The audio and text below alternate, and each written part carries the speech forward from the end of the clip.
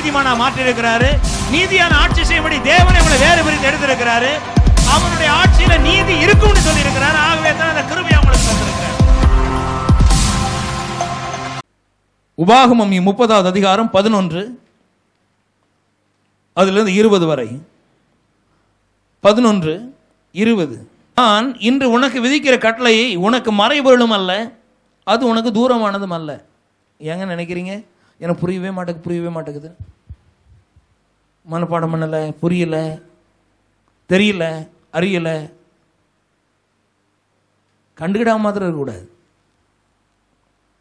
நான் இன்று உனக்கு விதிக்கிற கட்டளை உனக்கு மறைபொருளும் அல்ல, அது உனக்கு தூரமானதும் அல்ல. நாங்கள் அதை கேட்டு அதன்படி செய்யும் பொருட்டு, சொல்லுங்க, நாங்கள் அதன்படி அதை கேட்டு செய்யும் பொருட்டு எங்கள் நிமித்தம் வானத்துக்கு ஏறி அதை எங்களுக்கு கொண்டு வருகிறவன் யார் என்று நீங்கள் சொல்லத்தக்கதாக அது வானத்தில் உள்ளதும் அல்ல. நிறைய பேருக்கு என்னன்னா, ஏதோ எங்கேயோ இருக்குது, பெற்றுக்கொள்ள முடியுமோ முடியாதோ அப்படிங்கிற ஒரு எண்ணம் உண்டாயிருது. மறைபொருளான காரியம் பால் இருக்குது. அப்பாற்பட்டது எப்படி வருமோ வராதோ, தூரம், கிடைக்குதோ கிடைக்காதோ தெரியாது. கர்த்தருக்கு சித்தம் தான் நடக்கட்டும். நாங்கெல்லாம் ஜெபம் பண்ணி பார்த்துட்டோம், இதுவரை நடக்கல, ஒருவேளை நடக்காம போயிருமோ, அப்படியெல்லாம் அவிசுவாச வேலைகள்லாம் நடக்குது. மனசு பேசுது, மனசு மூலமா பிசாசு பேசுறான். ஆனா கர்த்தர் சொல்றாரு, இதெல்லாம் நடக்காது. வானத்துக்கு ஏறி அங்கிருந்து கொண்டுறவன் யாரு, பிற கடல் தாண்டி கொண்டு வர்றது யாரு அப்படின்லாம் நினைக்காத அப்படின்னு பைபிள் சொல்லுது. பாருங்க, அடுத்த வசனம் சொல்லுது 13. நாங்கள் அதை கேட்டு அதன்படி செய்யும் பொருட்டு எங்கள் நிமித்தம் சமுத்திரத்தை கடந்து அதை கொண்டு வருகிறவன் யார் என்று நீ சொல்லத்தக்கதாக சமுத்திரத்திற்கு அப்புறத்தில் உள்ளதும் அல்ல. சொல்லிட்டார். இவ்வளவு தூரமானதெல்லாம் கிடையாது. கர்த்தர் உங்களுக்கு சொல்லி இருக்கிற, ஒன்று செய்வேன்னு சொல்லியிருக்க காரியங்கள் எல்லாம் இவ்வளவு தூரம் ரொம்ப மேலானது, ரொம்ப கீழானது, ரொம்ப தூரத்தில் உள்ளது, வானம் தாண்டி போகணும், கடல் தாண்டி போகணும் அப்படிங்கிறதெல்லாம் கிடையாது. அப்படி ஏன் கற்பனை பண்றீங்க? அப்படி சொல்லிட்டு சொல்றாரு, இதெல்லாம் உங்களுக்குள்ள தான் இருக்கு அப்படிங்கிறார். சொல்றாரு பாருங்க, அந்த வார்த்தையின்படி செய்யும் பொருட்டு அது உனக்கு மிகவும் சமீபமாய் உன் வாயிலும் உன் இருதயத்திலும் இருக்கிறது. சொல்லுங்க, மிகவும் சமீபமாய். இந்த கர்த்தர் கொடுத்திருக்கிறவனுடைய வாழ்வெல்லாமே மிகவும் சமீபமாய் உங்களுக்கு இருக்கிறது தான் முக்கியம். மிகவும் சமீபமாய். சொல்லுங்க, மிகவும் சமீபமாய். மிகவும் சமீபமாய். இதோ ஜீவனையும் நன்மையும் மரணத்தையும் தீமையும் என்று உனக்கு முன்னே நான் வைத்தேன். உலகத்துல கஷ்டப்பட்டு வாழ்றது காரணமே கஷ்டத்தை நீங்க தெரிஞ்சு கொண்டதுனால. எந்த மனுஷனா இருந்தாலும் சரிதான். வெறுப்போடு வாழ்கிறவன் வெறுப்பை தெரிந்து கொண்டதால் தான் வாழ்கிறான். ஆசீர்வாதத்தையும் சாபத்தையும் ஜீவனை நன்மையும் ஒவ்வொரு மனுஷனுக்கு முன்பால வச்சுட்டார். அவர் நான் இப்போ இந்த சொல்றது வந்து பழைய ஏற்பாடு காலத்தில் உள்ள கர்த்தரை பின்பற்ற ஜவனுக்கு முன்னால தான் சொல்றார். ஆசீர்வாதம் சாபத்தையும் முன்னால வச்சுட்டேன். இன்றைக்கு நம்ம படுற கஷ்டத்துக்கு காரணமே நாம தான். ஆண்டவர் பேரலையும் போட முடியாது, பிசாசு பேரலையும் போட முடியாது. இந்த வாழ்க்கையை நன்மை ஆக்குவதற்கும் நம்மால் இயலும். ஆமென், ஹல்லேலூயா. அதுதான் கர்த்தருடைய விசுவாச வார்த்தைகளை கேட்கிறோம். தேவனுடைய வார்த்தை ஏதோ கேட்டுட்டு போறதுக்காக அல்ல, குண்டுகள் வாங்கி கொண்டு போய் வைக்கிறதுனால, துப்பாக்கிகள் போட்டு அடிக்கப்பட வேண்டும். ஆமென், ஹல்லேலூயா. இருதயத்தில் விசுவாசிக்க வேண்டும். அது ரொம்ப முக்கியமானது. ஒவ்வொரு காரியத்திற்கும் இருதயத்தில் விசுவாசத்து வாயினால் பேசுதல், அதுதான் விசுவாசத்தின் வார்த்தை என்று பெயர். தேவனுடைய வார்த்தைக்கு ஏன் விசுவாசத்தின் வார்த்தை என்று பேரு? குண்டுகளுக்கு மாத்திரம் துப்பாக்கி குண்டுகள் ஏன் பேர் வச்சிருக்கிறாங்க? துப்பாக்கியில போட்டு அடிக்கக்கூடியது. பீரங்கி குண்டுகள் ஏன் பேரு? பீரங்கில போட்டு அடிக்கக்கூடியது. விசுவாச வார்த்தை ஏன் பேரு? இருதயத்தில் வைத்து வாயில பேசக்கூடியது. தேவனுடைய வார்த்தை எல்லாமே விசுவாசத்தின் வார்த்தை. சும்மா நினைச்சிட்டு அதை யோசிச்சுட்டு போறதுக்கு மாத்திரம் அல்ல. இவைகள் விசுவாசத்தின் வார்த்தைகள். இவைகள் இருதயத்தில் வைக்கப்படக்கூடியவைகள், வாயிலும் பேசப்படக்கூடியவைகள். ஆகவே தான் இந்த வார்த்தைகளுக்கு பேரே விசுவாசத்தின் வார்த்தை என்று பெயர். அவைகள் இருதயத்திலும் வாயிலும் இருக்கக்கூடியவைகள். அவைகளை நிலைநிறுத்தப்பட வேண்டும். இந்த வார்த்தைகள் எல்லாம் இருதயத்திலும் வாயிலும் நிலைநிறுத்தப்பட வேண்டும். அதை பேசுகிற பொழுது மாத்திரம்தான் அந்த மாற்றம் நடைபெறுகிறது. அதை பெற்றுக்கொள்வதற்கு சொன்னார், ஆசீர்வாதத்தையும் சாபத்தையும் முன்னால வைக்கிறேன். அதை கோட் பண்ணி தான் பரிசுத்த ஆவியானவர் ரோமர்கள் நிருபம் 10வது அதிகாரத்தில் சொல்றார். 5, 6, 7 வசனங்கள் நீங்க படிக்கிற பொழுது ரோமர் 10. அதை பரிசுத்த ஆவியானவர் சொல்றார். இந்த பார், பழைய ஏற்பாட்டில் கர்த்தர் இப்படிலாம் சொன்னார். தூரமானதெல்லாம் கிடையாது, மறைபொருள்லாம் கிடையாது, வானத்துக்கு மேலாம் ஏற வேண்டாம், சமுத்திரத்திலாம் தாண்டி போக வேண்டாம், அது உங்களுடைய பக்கத்தில் இருக்குன்னு சொன்னார். அது என்னன்னு சொல்லிட்டு அது ஒரு சொல்ல வரார். இந்த வாழ்வெல்லாம் உன் இருதயத்திலையும் வாயிலும் இருக்கிறது, அதை தான் நாங்கள் பிரசங்கம் பண்ணுறோம், இந்த கேள் அப்படின்னு சொல்லி, என்னவென்றால் கர்த்தராக இயேசுவை உன் வாயினால் அறிக்கையிட்டு அப்படின்னு சொல்கிறார். பாருங்க, மோசே நியாயப்பிரமாணத்தினாகும் நீதியை குறித்து இவைகளை செய்கிற மனுஷன் இவைகளால் பிழைப்பான் என்று எழுதியிருக்கிறான். விசுவாசத்தினாலும் நீதியானது கிறிஸ்துவை இறங்கி வரப்பண்ணும்படி பரலோகத்துக்கு ஏறுகிறவன் யார்? அல்லது கிறிஸ்துவை மரித்தோரிலிருந்து ஏறி வரப்பண்ணும்படி பாதாளத்துக்கு இறங்குகிறவன் யார் என்று உள்ளத்திலே சொல்லாதிருப்பாயாக என்று சொல்லுகிறது அன்றி, இந்த வார்த்தை உனக்கு சமீபமாய் உன் வாயிலும் உன் இருதயத்திலும் இருக்கிறது என்றும் சொல்லுகிறது. Amen. Hallelujah. Praise the Lord. இந்த விசுவாச வார்த்தையை தான் குறித்து நம்ம கேட்கிறோம். மேலெல்லாம் போயிட்டு பாடாப்பட்டு ஒரு காரியத்தை செய்ய வேண்டாம், கஷ்டப்பட்டு ஒன்று சம்பாத்தியம் பண்ண வேண்டாம், எல்லா உடம்ப கொடுத்து மனசை கொடுத்து பாரப்பட்டு ஒரு காரியத்தை பெற்றுக்கொள்ள வேண்டாம். தூரமா தேடி தேடி தேடி தேடி சேர்த்து சேர்த்து சேர்த்து சேர்த்து வச்சு நான் ஒரு காரியத்தை, திருமணமோ வீடியோ கட்ட வேண்டாம். கடல் தாண்டி ஏரோப்ளேன் ஏறி சம்பாத்தியம் பண்ணி தான் வாழ்க்கை கட்டணும்னு அவசியம்லாம் கிடையாது. இருதயத்திலும் வாயிலும் இருக்கிறது என்றும் சொல்லுகிறது. தொழிலை நம்பாதே, கர்த்தரை நம்பு. வேலை நம்பாதே, கர்த்தரை நம்பு. Praise God. அல்லேலூயா. கர்த்தரை நம்புகிறவனோ செழிப்பானதான். ஆமென். போனாதான் நடக்கும் கிடையாது, விசுவாசம் தான் நடக்கும். அது ரொம்ப முக்கியமானது. நம்ம வேலை செய்யக்கூடாது, வெளிநாட்டு போகக்கூடாது, சம்பாத்தியம் பண்ணக்கூடாதுலாம் சொல்லலை. விசுவாசத்தினால் உண்டாகும் நீதியை குறித்து, கர்த்தருடைய வார்த்தையில் இருக்கிற விசுவாசத்தை குறித்து, அந்த வார்த்தைக்குள் அடைபடுகிற விசுவாசத்தை இருதயத்தில் வைத்து, விசுவாச வார்த்தைகளை வாயில் வைக்கிற பொழுது இருதயத்திலும் வாயிலும் இருக்கிறது என்றும் சொல்லுகிறது அன்றி என்று சொல்லப்பட்டிருக்கிறது. இந்த வார்த்தைகள் எல்லாம் விசுவாசத்தில் வைத்து பேசக்கூடியவைகள் என்கிறத ஒவ்வொருவரும் அறிந்திருக்க வேண்டும். இந்த வசனத்தை பார்க்கிற பொழுது இந்த உபாகமம் 30 அதிகாரத்துக்கு மறுபடியும் வர முடியுமா வேண்டுகிறேன். அங்கே கர்த்தர் ஒரு வார்த்தையை சொல்லிக் கொடுக்கிறத பாருங்க. 16வது வசனம், நீ பிழைத்து பெருகும்படிக்கும், சொல்லுங்க, பிழைத்து பெருகும்படிக்கும். அந்த பிழைத்து பெருகும்படிக்கும் என்கிற வார்த்தை நீ வாழ்ந்து பெருகும்படிக்கும். கர்த்தருடைய விருப்பமே ஒவ்வொருவரும் வாழணும். வாழணும்னா கர்த்தர் எப்படி விரும்புகிறாருன்னா, நல்ல ஓங்கி வளர்கிற விருட்சக்கன்றுகளை போல நீ எல்லாருமே உங்களுடைய வேலை, உங்களுடைய வாழ்வில் இங்கே இருக்கிறவங்களுக்கு எல்லாருமே வாழ்வு தேவை, லைஃப் தேவை. லைஃப், உங்களுடைய வாழ்வு. வாழ்வுன்னு சொன்ன உடனே நிறைய பேருக்கு முதல்ல உங்கள் வாழ்வு எப்படி இருக்குன்னு கேட்டாலே முதல்ல தெரிகிறதே எது கசப்பு, இதெல்லாம் கரடு முரடாக போயிட்டு இருக்காது தான் ஃபஸ்ட்டில் அவங்களுக்கு தெரிய வரும். ஏன்னா அதுதானே, அது அவங்களுக்கு அன்றாடம் கொட்டிக்கிட்டே இருக்க வேண்டியது, நோகடிக்கிறது அதுதானே. ஏதாவது உங்கள் உள்ள இருந்து உறுத்திக்கிட்டே இருக்கும், புண்படுத்திக்கிட்டே இருக்கும், கொட்டிக்கிட்டே இருக்கும், துன்படுத்திக்கிட்டே இருக்கும், யோசிக்க வைக்கும் பிரசங்கம் பண்ணும்போது. சில வேளைகள் என்ன பண்றாங்க, அப்படி நெலுக்கி விட்டுறது, அப்படி போட்டோம், கேட்க வேண்டாம், கொஞ்சம் அப்படி கொஞ்சம் நில்லுங்க. முற்றிலுமா உங்களுக்கு இருக்கிற கசப்பு, உங்களுடைய துக்கம் எல்லாமே மாறுவதற்கு ஒரு முக்கியமான ஒரு முடிவை எடுத்தாக வேண்டும்.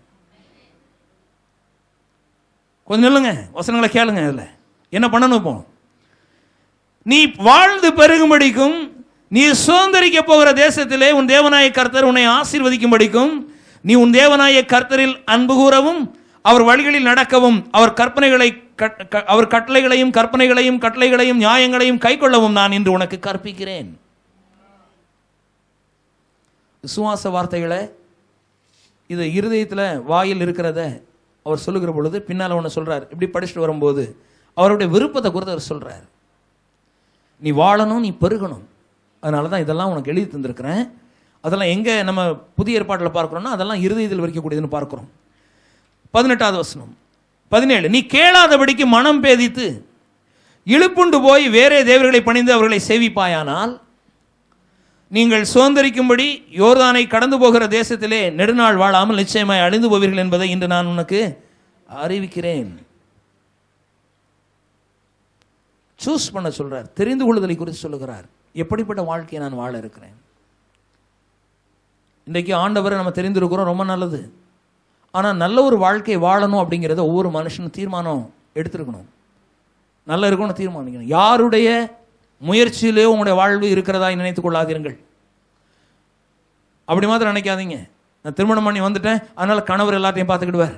எங்கள் அப்பா அம்மாவுக்கு நான் பிறந்துட்டேன், அதனால எங்கள் அப்பா அம்மா எல்லாத்தையும் பார்த்துக்கிடுவாங்க. நோ, ஒரு வேலையில் சேர்ந்துட்டேன், அதனால எங்கள் கம்பெனி என்ன சமாளிச்சுக்கிடும்.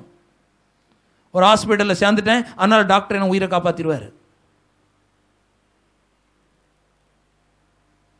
எந்த சூழ்நிலை நீங்கள் போயிட்டு இருந்தாலும் சரிதான், ஒன்றை புரிஞ்சுக்குவாங்க, உங்களை தப்புவிப்பது விசுவாசத்தின் வார்த்தை. Praise God. Hallelujah. அதான் கர்த்தரை நம்புகிறவனோ செழிப்பான். எங்க போனாலும் சரிதான். உங்க ஆள் யாரு? உங்க ஆள் இயேசு, உங்க ஆள் தேவன். Praise the Lord. அவர் சொல்றார் 18-19, நான் ஜீவனையும் மரணத்தையும் ஆசீர்வாதத்தையும் சாபத்தையும் உனக்கு முன் வைத்தேன் என்று உங்கள் மேல் வானத்தையும் பூமியும் என்று சாட்சி வைக்கிறேன். பூமியில வாழ்றையா? வானம் இருக்குதா? பார்த்துக்க, உனக்கு முன்னால் ஆசீர்வாதம் சாபம் இருக்கு. நீ எதை தெரிந்து கொள்வாயோ அதிலே நீ வாழ்வாய். இதை மாத்திரம் சொல்லிடாத, வானம் இருக்கு பூமி இருக்கு, எப்படி நான் வாழ்வேன்? கண்டுகிடாம இருப்பேன். உதவாங்கிறது நான், கர்த்தர் இல்லை. இன்னைக்கு புரிந்து கொள்ள வேண்டும், சீரியஸ், லைஃப் இஸ் சீரியஸ். கர்த்தர் நமக்காண்டி எல்லாத்தையும் செஞ்சிருக்கிறாரு. அவர் சொல்றார், வானம் பூமியும் பார்க்குற பாரு, அந்த நேரத்தில் உனக்கு இருக்கணும். உலகத்தில் உனக்கு முன்னால் ஆசீர்வாதம் இருக்கு, சாபம் இருக்கு. இன்னைக்கு நீ போற இடம் எங்க? நீ பேசுற ஆள் யார்? பார்க்க செல்கிற நபர் யார்? எதை குறித்து யோசிக்கிறாய்? எதை குறித்து சிந்திக்கிறாய்? எவைகளை பேச வேண்டும்?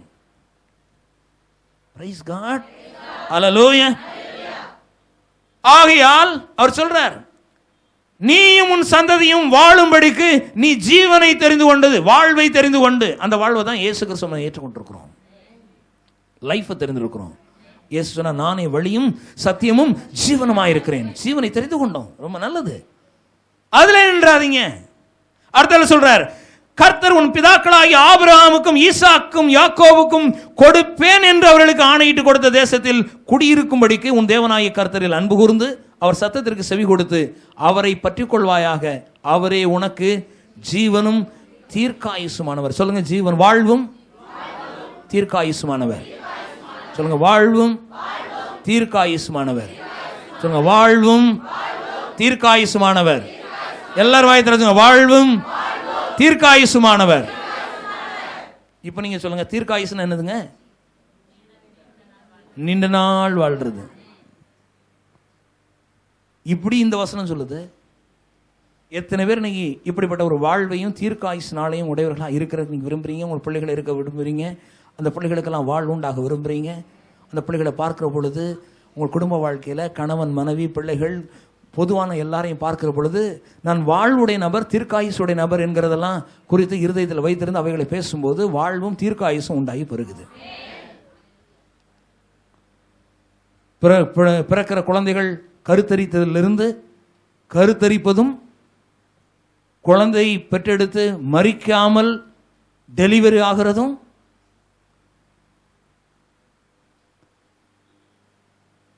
கர்ப்பிணி பெண்ணானவள் குழந்தையை பெற்றெடுக்கிற பொழுது ஆபத்தான டெலிவரி சூழ்நிலையில் போகாமல் இருத்தலும், அதற்கு பின்பு நோய் நொடி இல்லாமல் அந்த குழந்தை ஆரோக்கியமாக வளர்தலும், ஊனம் இல்லாமல் குழந்தைகளை பெற்றெடுப்பதும், ஊனம் இல்லாமல் ஆக்சிடென்ட் இல்லாமல் பிள்ளைகள் வாழ்வதும். ஆமென். அப்படி வளர்ந்து 14-15 வயசு தாண்டின உடனே என் கையை விட்டு அப்படி போடி என்ன டான்ஸ் பண்ண வைக்கிறான், ஓட வைக்கலாம் அப்படிங்கிறதெல்லாம் இல்லாம உங்களுக்கு உங்களுடைய மனதின் இஷ்டன்படி வாழ வைப்பதும், அதற்கு பின்பு கர்த்தருக்கு பிரியமுள்ள ஒரு இல்லற வாழ்க்கை அவர்களுக்கு ஏற்படுத்தி கொடுப்பதும், அவருடைய பிள்ளைகளையும் பேர பேத்திகளை எல்லாம் பார்த்து நீங்கள் மகிழ்வதும், அவர்களை கிறிஸ்துக்குள் வளர்ப்பதும். Praise God. Hallelujah. அவர்களெல்லாம் கூட சேர்ந்து சர்ச்சுக்கெல்லாம் போயிட்டு கர்த்தரை ஆராதிப்பதும் தொழுது கொள்வதும். நாங்க இது நினைச்சோம், நாங்க நினைக்கிறது ஒன்று, கர்த்தர் நினைக்கிறது ஒன்று. இப்படிலாம் சொல்லாதீங்க. அவர் நினைக்கிறதே நீங்க நினைங்க, இல்ல நீங்க நினைக்கிறத அவர் நினைக்கட்டும். ஒன்று அவர் வழியில போனா எல்லாருமே அந்த வழிக்கு வருவாங்க. ஆண்டவர் ஒரு வழிக்கு கூப்பிட நம்ம இன்னொரு வழிக்கு போனா, நீங்க ஒரு வழி, ஆண்டவர் ஒரு வழி, பிள்ளைகள் ஒரு வழி, பெற்றோர் ஒரு வழி, கணவர் ஒரு வழி, மனைவி ஒரு வழி. ஏன் நம்ம எல்லாரும் நம்முடைய மனசை கட்டி இருதயத்திலிருந்து விசுவாசிச்சு இருதய வாழ்க்கையை அமைக்க கூடாது? ஏன் பல்வேறு எண்ணங்களினால் மனசு அங்கங்கே அலைவாய வேண்டும், சந்தேகப்பட வேண்டும், பயப்பட வேண்டும், கவலைப்பட வேண்டும், வேதனைப்பட வேண்டும், துயரப்பட வேண்டும்? தேவன் நமக்கு புதிய வாழ்வை கொடுத்திருக்கிறாரே. Price God. அவர் சொல்றார், வாழ்வும் தீர்க்காய் நமக்கு கர்த்தர் கொடுத்திருக்கிறாரா. அவர் சொல்றார், ஞாபகப்படுத்துறார், ஆபிரகாம், ஈசாக்கு, யாக்கோபுக்கு வாக்குரைத்த எல்லா ஆசீர்வாதங்களையும், ஆணையிட்டு கொடுத்த ஆசீர்வாதங்களை எல்லாம் நீ அவையெல்லாம் பெற்றுக்கொள்ளும்படிக்கு உனக்கு முன்பாக இப்படிப்பட்ட ஒரு அருமையான வாழ்க்கையை நான் வச்சிருக்கிறேன். இவன் நினைச்சு பாருங்க, ஆபிரகாம், ஈசாக்கு, யாக்கோபுடைய வாழ்வு எப்படிப்பட்ட வாழ்வு? எதுலையாவது ஒரு குறை உண்டா? சொல்லுங்க, எதையாவது குறை உண்டா? Praise God. வியாதிகள் இல்லை, வறுமைகள் கிடையாது, குழந்தை குட்டிகளில் குறைவே கிடையாது, வேலைக்காரிகளில் குறைவு கிடையாது, மிருக ஜீவனில் குறை கிடையாது, நகை நட்டில் குறைவு கிடையாது, இருக்கிற இல்லங்கள் வீடுகளில் குறைவு கிடையாது. அவங்க உலகத்தை ஆண்டாங்க. ஆமென், ஹல்லேலூயா. அவர் சொல்றார், அப்படி உலகத்தை ஆண்டு வாழ்ந்து செழித்து ஒரு நீடித்த நாட்களாய் நம்மெல்லாம் வாழும்படியாக கர்த்தர் இந்த பவுல் மூலமாக நமக்கு நினைவுபடுத்துறார். ரோமர்கள் நிருபத்தில் நம்முடைய முன்னோர்களை நினைவுபடுத்தி இதெல்லாம் சொல்லி, இந்த பாரு, தேவன் இல்லாத ஒரு வாழ்க்கையில் அதெல்லாம் இல்லை, கிடைக்கவே செய்யாது. அதனால தான் இயேசுவை இதே போல விசுவாசத்தின் வார்த்தையினால முதலாவது உனக்கு உள் கொண்டு வா. இதான் முதல் படி. அப்படி சொல்றாரு. இந்த வார்த்தை தான் நாங்கள் விசுவாச வார்த்தை நாங்கள் பிரசங்கிக்கிறோம். அதனுடைய முதல் துவக்கமே இதுதான். விசுவாச வார்த்தைகள் இருதயத்தில் இருந்து தங்கி இருந்த வாயில் அவைகள் செயல்பட முடியும்.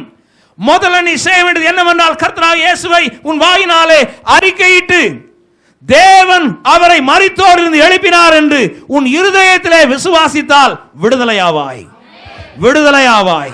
மாபெரும் ரட்சிப்புக்குள் நீ பங்கு பெறுவாய். இயேசு உனக்குள்ளாக வருவார் என்று அங்க பிரசங்கம் பண்றேன். அதை கேட்ட உடனே இப்படி இந்த அடிப்படையில் தான் இயேசு கிறிஸ்து எனக்கு உள்ளுக்கு வருவாரா, ரட்சிப்பு உண்டாகுமா சொல்லி விசுவாசித்து தாங்கள் விசுவாசித்ததை வாயில உடனடியாக வைக்க ஆரம்பிச்சிட்டாங்க. மெல்லல்ல உலகம் தெரிய அவளுடைய வாயிலே இயேசுவே ஆண்டவர் என்கிற சத்தம் இருந்து கொண்டே இருந்தது. முழக்கம் தொடர்ந்து இருந்து கொண்டே இருந்தது. அப்படிப்பட்ட ஒரு கிறிஸ்தவனா இருக்கிறவனுடைய வாழ்க்கையில கண்டிப்பா கஷ்டம், கவலை, பிரச்சனை, வியாதி, வறுமை, குடும்பத்தின் சீரழிவுகள் நிகழ்வது இல்லை. ஏன்னா என்னதை விசுவாசிக்கிறாங்களோ அவனுடைய வீடுகளில் சுவர்கள் கூட தொலைச்சிட்டு போயிடும். அவனுடைய வீடுகளில் இருக்கும், குடும்ப வாழ்க்கையில் இருக்கும், வியாபாரத்தில் இருக்கிறோம். கர்த்தரை நம்புகிறவன் என்பதை எல்லா இடத்துலையும் அலங்கரிக்கிறவங்களா இருக்கிறாங்க. அவைகளை விசுவாச வீராங்கனைகள் என்றும் விசுவாச வீரர்கள் என்றும் எபிரேயருக்கு எழுதின நிருபம் 11வது அதிகாரம் அவர்களை குறித்து சொல்லுகிறது. Praise God. கடந்த வாரத்தில் கவனிச்சோம், சாக கொடுத்த தங்களுடைய கணவர்களை கூட உயிரோடு எழும்ப பெற்றார்கள். பிரைஸ் தி லார்ட், ஹல்லேலூயா. அப்படிப்பட்ட விசுவாசம் கூடது தான் கர்த்தர் சொல்ற ரட்சிக்கப்பட்ட வீரர்கள் எப்படி இருக்க வேண்டும், எப்படி இருப்பார்கள். அந்த அடிப்படையில் தான் ரட்சிக்கப்பட்டோம். ஏன் அப்படி சொல்றேன் அப்படின்னா, நமக்குள்ள இருக்கிற ஒரு ஆவி இந்த இப்படிப்பட்ட ஒரு பேச்சையும் வாழ்க்கையும் கொண்டு வரக்கூடிய ஒரு புதிய ஆவி. நம்முடைய ஆவி எல்லாமே விசுவாசத்தின் ஆவி. ஏதோ ஒரு மந்தமான ஆவி உடையவர்கள் அல்ல. ஒரு சாதாரண மனுஷன் எப்படி இருப்பானோ அப்படிப்பட்டவர்கள் நாம அல்ல. நாமே ஒரு புது உயிரினம், புது வாழ்வை பெற்றவர்கள். நமக்குள்ளாக ஒரு புது மாற்றமே நடந்திருக்கிறது. நாம் வேறு உயிரினமாக ஆக்கப்பட்டிருக்கிறோம் என்பதெல்லாம் தொடர்ந்து கேட்கிறோம். பழைய காரியங்களை எல்லாம் மனசில் வைத்து நான் அப்படிப்பட்டவன் என்று நினைக்க வேண்டிய அவசியமே இல்லை. நீங்கள் புது சிருஷ்டி, ஜாதி மத பேதமற்றவர்கள். ஆமென், அல்லேலூயா. புதிய வாழ்வை உடையவர்கள். படிக்காதவங்களாம் எண்ண வேண்டிய அவசியமே கிடையாது. எந்தவித உலக பிரகாரமான பலவீனங்களும் உங்களை இழுத்து உங்களை நான் இப்படி நல்லவன் அல்ல, நான் குறைவானவன், பலவீனன் என்கிற எண்ணத்தையே சொல்லுவதெல்லாம் மனசு. இருதயம் உங்களை குற்றப்படுத்துவதில்லை. படிக்காதவன் இருதயம் ஒருபோதும் உங்கள்கிட்ட சொல்றதில்லை. இருதயத்தில் கர்த்தருடைய வார்த்தை தான் இருக்கும். கர்த்தர் என்னைக்காவது நீங்க படிக்காதவன்னு சொன்னாரா? கிடையாது. கர்த்தர் என்னைக்காவது நீ வியாதி பிடிச்சோன்னு சொன்னாரா? கர்த்தர் உன்னால வளரவே முடியாதுன்னு சொன்னாரா? சொன்னதெல்லாம் என்ன உலகம், சூழ்நிலை. அதை கேட்டு உங்களுடைய சொல்றது யாருன்னா உங்களுடைய மனது. கர்த்தர் உங்களை சொல்றதெல்லாம் நீ என்னுடைய பிள்ளை, நான் உனக்கு தீர்க்காயுசு தந்திருக்கிறேன், உனக்கு வாழ்வை நான் தந்திருக்கிறேன், உனக்கு நான் ஆரோக்கியத்தை தந்திருக்கிறேன், உனக்கு நான் கிறிஸ்துவை தந்திருக்கிறேன், உனக்கு நான் ரட்சிப்பை தந்திருக்கிறேன், உனக்கு ஆவியானவரை தந்திருக்கிறேன், உனக்கு நான் விடுதலையை தந்திருக்கிறேன், நான் பிசாசை தோற்கடிச்சிருக்கிறேன், இயேசுவின் நாமத்தை தந்திருக்கிறேன், இயேசுவின் ரத்தத்தை தந்திருக்கிறேன், புதிய உடன்படிக்கையை தந்திருக்கிறேன், உலகத்தை உனக்கு தந்திருக்கிறேன். கர்த்தர் சொல்றதெல்லாம் இது. நீங்க இப்போ சொல்லுங்க, மனசு எவ்வளவு நேரம் கர்த்தருடைய வார்த்தைக்கு விரோதமா நிறைய காரியங்களை சொல்லிக்கிட்டு இருக்கு. ரட்சிக்கப்பட்ட நபர்கள் நிறைய பேருடைய குறைவுகளுக்கு காரணமே தாங்கள் எவைகளை தங்களுடைய எண்ணங்களில் வைக்கிறார்களோ அவைகளே அவர்களை பாதிக்கிறது. எப்படிப்பட்ட அந்நிய பாஷை பேசுற கிறிஸ்தவனா இருந்தாலும் சரிதான், ஊழியக்காரங்களுக்கு க்ளோஸான கிறிஸ்தவங்களா இருந்தாலும் சரிதான், கர்த்தருக்கு க்ளோஸா இருக்கிறது போல காட்டிக்கிடுறவங்களா இருந்தாலும் சரிதான், உங்களுடைய வாழ்வே நீங்க யார் என்று காட்டி கொடுத்து விடுகிறது. நீங்கள் எப்படியாய் வாழ்கிறீர்கள், அவருடைய கனிகளினாலே அவர்களை அறிவீர்கள் என்று வேதம் சொல்லுகிறது. பிரைஸ் காட், ஹல்லேலூயா. ரிசல்ட் என்னங்க? குடும்பத்தில் என்ன என்ன நடந்துகிட்டு இருக்கு? சரீரம் என்ன சொல்லிக்கிட்டு அவங்க யாருன்னு 2 மணி நேரம் அந்நிய பாஷை கண்டினியூவா பேசுறாங்க. பிரதர் இன்னைக்கு ரொம்ப வியாதியில் இருக்கிறாங்க, உடம்புக்கு முடியலையா. நான் ஏன்ட வந்து கேட்டேன்னு, பாவம் வசந்தபடி வாழலையோன்னு தான் நினைப்பேன், வேற எதையும் நினைக்கிறது கிடையாது. I can't think anything else. வேற எதையும் என்னால் நினைக்க முடியாது. ஏனெனில் வசத்தின்படி வாழ்கிறவன் உச்சம் தலையிலிருந்து உள்ளங்கால் வரையில் ஆரோக்கியத்தோடும் பலத்தோடும் தெம்போடும் தன் குடும்ப வாழ்க்கையை இன்பத்தோடும் நல்வாழ்வை வாழ அவன் கற்றிருக்கிறான். ஏனெனில் விசுவாசி அவனுடைய பேர், தேவன் அவனுக்குள்ளா இருக்கிறார், பரிசுத்த ஆவியினால் நடத்தப்படுகிறான். ஹல்லேலூயா, பிரைஸ் காட், ஹல்லேலூயா, ஆமென். ஆகவே நாம் விசுவாசத்தின் ஆவியை உடையவர்கள் என்பதை வேதம் சொல்லுகிறது. ஆமென். விசுவாசத்தின் ஆவி உடையவன் தேவனுடைய வார்த்தையின்படி இருதயத்தில் வைத்து அவைகளே அவன் பேசிக் கொண்டிருக்கிறான். ஆமென். 2 கொரிந்தியர் 4:13 விசுவாசித்தேன் ஆகையால் பேசினேன் என்று எழுதியிருக்கிறபடி நாங்களும் அந்த விசுவாசத்தின் ஆவி உடையவர்களாக இருந்து விசுவாசிக்கிறபடியால் பேசுகிறோம். இந்த பேசுகிற நபர் தான் விசுவாசினே பேர். எதை? வசனத்தை பேசுகிறவன் பேர் தான் விசுவாசி என்றே பேர். அவன் தான் வசனத்தை விசுவாசிக்கிறான். என் வசனம் எவ்வளவு அதிகமாக உள்ளுக்கு செல்கிறதோ இருதயத்தில் செல்கிறதோ, ஏனெனில் வசனத்திற்குள்ளாக விசுவாசம் இருக்கிறபடினாலே அவளுடைய வாயிலே விசுவாச வார்த்தையானது புறப்படுகிறது. யார் என்று அப்படி பேசுகிற நபரை பார்த்தால் முகபாவனைகள், அவருடைய இமைகள், கண்கள், அவங்களுடைய புருவங்கள், அவங்களுடைய வாழ்வு, அவங்களுடைய நரம்பு நாளங்கள், இரத்தத்தின் துடிப்பு, இரத்தத்தில் உள்ள கலந்திருக்கிற அவங்களுடைய சரீரத்தின் ஹார்மோன் நிலவரங்கள், அவருடைய எலும்பினுடைய நிலவரங்கள் எல்லாமே சீரடைகிறது பேசிக்கிட்டு இருக்கிற பொழுதே. பிரைஸ் காட், ஹல்லேலூயா, ஹல்லேலூயா. பலவீனன் ஒருத்தனும் குளுக்கோஸை மாட்டி விட்டா எப்படி உடம்புல கொஞ்சம் மாற்றம் நடக்குதோ அதே போல, மருந்துகளை மாட்டி விட்டா எப்படி மாற்றம் நடக்கிறதோ அதே போல, விசுவாசி ஒருவன் ஏன்னா விசுவாசத்தின் ஆவி உடையவனாக இருக்கிறபடினாலே தேவனுடைய வார்த்தைகள் அவன் இருதயத்தில் இருக்கிற பொழுது வாயிலே அவைகளை வைக்க ஆரம்பித்த உடனே அவன் இயற்கைக்கு அப்பாற்பட்ட மாபெரும் சக்தியோடு அவன் உறவாட ஆரம்பித்து விடுகிறான். மாபெரும் மருந்தோடு அவனுக்கு கனெக்ஷன் ஏற்பட்டு விடுகிறது. சொர்க்கத்தோடு கூட தொடர்பு ஏற்படுகிறது. தேவனுடைய வல்லமையோடு கூட அவனுக்கு தொடர்பு ஏற்படுகிறது. தேவனுடைய ஆரோக்கியத்தோடு தொடர்பு ஏற்படுகிறது. தேவனுடைய வாழ்வோடு அவனுக்கு தொடர்பு ஏற்படுகிறது. ஒரு மாபெரும் மாற்றத்தை உடனடியாக சரீரத்துக்குள்ள கொண்டு வர ஆரம்பித்து விடுகிறான். அதனால கர்த்தர் சொல்றார், அந்த விசுவாசத்தின் ஆவி உடையவர்களாக இருக்கிறபடினாலே நாங்கள் பேசுகிறோம். பிரைஸ் காட், ஹல்லேலூயா. இவன் பேசுறவனுடைய புத்தி கூர்மை உண்டாகி விடுகிறது, வேலையில ஒரு விருத்தி உண்டாகி விடுகிறது, பொருளாதார செலவில் விருத்தி உண்டாகி விடுகிறது, குடும்ப வாழ்க்கையில மாற்றம் உண்டாகி விடுகிறது. ஏன்? அவனுக்குள் அவன் விசுவாசத்தின் ஆவி என்று வேதம் சொல்கிறது. ஏன்னா தேவனே அந்த ஆவியாக இருக்கிறார். அவரே ஒரு விசுவாசத்தின் தேவனாக இருக்கிறார். அவர் விசுவாசத்தின் மாபெரும் ஒரு ஆவி. அதே போல விசுவாசிக்கிற ஒவ்வொரு நபரும் விசுவாசத்தின் ஆவி உடையவர்கள் என்பதை வேதம் சொல்கிறது. ஆகவே நாங்கள் விசுவாசிக்கிறபடினால் நாங்கள் பேசுகிறோம். நாங்களும் விசுவாசத்தின் ஆவியை உடையவர்களாக இருந்து விசுவாசிக்கிறபடினால் பேசுகிறோம். பிறகு எங்க பலகீனத்துக்கு என்ன வாய்ப்புன்னு கேரு, தீர்க்காயுசுக்கு என்ன குறைச்சல் ஆகிருப்போது? இடையில யார் மறைச்சு போக முடியுமா? இப்படி பேசுறவங்க அவன் தடைகள் வரப்போகிறதா? நாமெல்லாம் விசுவாசத்தின் ஆவி உடையவர்களாக இருக்கிறோம். ஆகவே நம் குறைகளை நம்முடைய ஆவி காண்பது இல்லை, நிறைவுகளை காண்கிறது, விடுதலைகளை காண்கிறது, வெற்றிகளை காண்கிறது. வெற்றிகளே வாய் வைத்திருக்கிறது. எப்பொழுதுமே நிறைவை குறித்தே பேசிக் கொண்டிருக்கிறோம். குறைவுகளை இந்த ஆவி பார்ப்பது இல்லை, குறைவுகளை வாய் வைப்பது இல்லை. அவன் விசுவாசியா இருக்கிறபடினாலே குறைவுகளை அவன் பேசுவதே கிடையாது. பிரைஸ் காட், ஹல்லேலூயா. சார், அடுத்த வசனத்தை கவனிப்போம். 2 கொரிந்தியர் 5வது அதிகாரம் 6வது வசனம் சொல்லுகிறது. ஏன்னா அதை தான் நான் சொல்றேன். நாம் தரிசித்து நடவாமல் விசுவாசத்தை நடக்கிறோம்.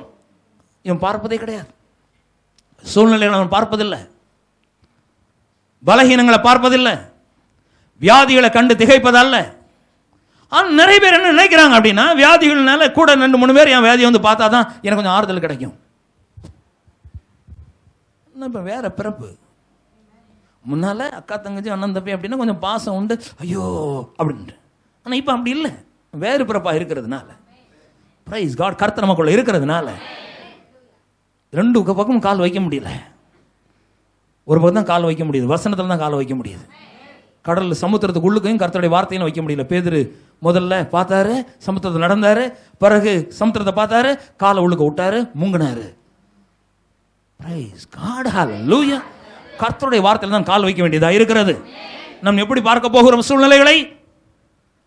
ஒரு ஆள் பலகீனத்தை பார்த்து, இந்த வாரம் இவ்வளவு தூரம் பலகீனமா இருக்குது, நீ என்ன சொல்றீங்க அப்படின்னு கேட்டா, நீ ஆரோக்கியமா தான் இருக்கிறா என்று தான் நம்முடைய ஆவி பார்க்க முடியும். Praise God. அப்படி பார்த்தா தான் அங்கே விடுதலை உண்டு.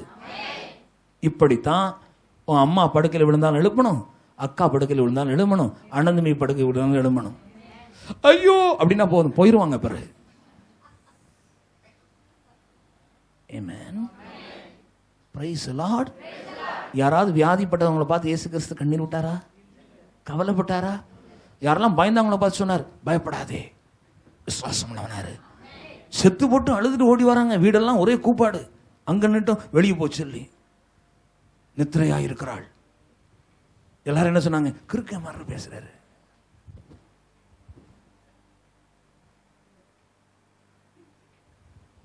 கல்ல குண்டு எறி அவனை, அப்படிதான் சொல்லியிருப்பாங்க. கூட்டம் பேசியிருக்கோம், அதெல்லாம் அங்கே எழுதல. எப்படி நடந்து கொள்ள வேண்டும்? இப்படிப்பட்ட விசுவாசத்தின் ஆவியை நம் உடையவர்களாக இருக்கிறோம். எவைகளை பேச வேண்டும், எவைகளை பார்க்கக்கூடாது என்று சொல்லுகிறது. நாம் விசுவாசத்தின்படி நாம் பார்க்கிறோம், பேசுகிறோம், அசைகிறோம், பிழைக்கிறோம். நாம் தரிசித்து நடவாமல் விசுவாசித்து வாழ்கிறோம். பிரைஸ் காட், ஹல்லேலூயா. அடுத்த வசனத்தை பார்க்கலாம். எபிரேயர் 10:23 பாருங்க. இப்படிப்பட்ட ஒரு வாழ்க்கை, இப்படி ஒரு பாதையில் வந்தவங்க தடம் புரளாம, எதை நீங்க எந்த பாதையில் வாரீங்களோ அதே பாதைக்கு வாங்க. பலகீனத்தை பேசாதீங்க, பலகீனத்தை பார்க்காதீங்க, பலகீனத்தின்படி அசைக்கப்படாதீங்க, வியாதிகளை பார்த்து கலக்கம் வராதீங்க, கடனை பார்த்து பிரச்சனையை பார்த்து நீங்கள் பாதிக்கப்படக்கூடாது என்பதுதான் கருத்தை சொல்லிட்டு இருக்கிறார். எத்தனை முறை ஆட்கள் எங்களுடைய பிள்ளைகளுடைய திருமணத்துக்காக வேண்டிய என்ன பண்ணுன்ட்டு ஏங்கிட்டு இருக்காங்க, பைசா எங்கிருந்து வரும். நான் சொல்றேன், மார்வாடி கடையில் வேணா உன் நகை அடை வச்சுன்னா வரலாம். சில ஆட்களுக்கு அவங்க அப்படித்தான் நினைக்கிறாங்க. நிறைய பேர் அப்படி நினைக்கிறவங்களுக்கு அங்கிருந்து தான் வரும், இல்லை ஒரு வீட்டை தான் வரும். நான் என்னத்தை விசுவாசிக்கிறேன் அப்படின்னா, இப்படிப்பட்டவங்களுக்கு என்ன விசுவாசிக்கன்னு நான் சொல்றேன் அப்படின்னா, பரத்தில் இருந்து வரும். ஹல்லேலூயா. பரத்திலிருந்து வரும் நன்மையான எந்த ஈவும் பூரணமான எந்த வரமும் பரத்திலிருந்து உண்டாகி சோதிகளின் பிதாவாய் தேவனிடத்திலிருந்து இறங்கி வருகிறது என்பதை கர்த்தர் சொல்றார். சொன்னதுக்கு பிறகும் என் இருதயத்தில் அந்த விசுவாச வார்த்தை தான் வச்சிருப்பேன். நம்முடைய முதலீடுகளோ கைத்திறமைகளோ எதுவுமோ உங்களுடைய எதிர்கால, உங்களுடைய குடும்ப வாழ்க்கையில் வரக்கூடிய எந்த தேவைகளையும் பூர்த்தி செய்ய இயலாது. கர்த்தரின் மேய்ப்பராய் இருக்கிறார், நான் தாழ்ச்சி அடையேன், அவர் என்னை புல்லுள்ள இடங்களில் மேய்த்து அமர்ந்த தண்ணீர் அண்டையிலே கொண்டு செல்கிறார் என்கிற வார்த்தையிலிருந்து பறக்கிற அந்த வல்லமை கொண்டு வருது, சொர்க்கத்தை இறக்கி கொண்டு வருகிறது. இந்த செய்தி உங்களுக்கு நிச்சயம் ஆசீர்வாதமாய் இருந்திருக்கும் என்று விசுவாசிக்கிறோம். தொடர்ந்து இதே போன்ற செய்திகளை பெற விரும்பினால் எங்களை தொடர்பு கொள்ள வேண்டிய செல் நம்பர் 9821222390.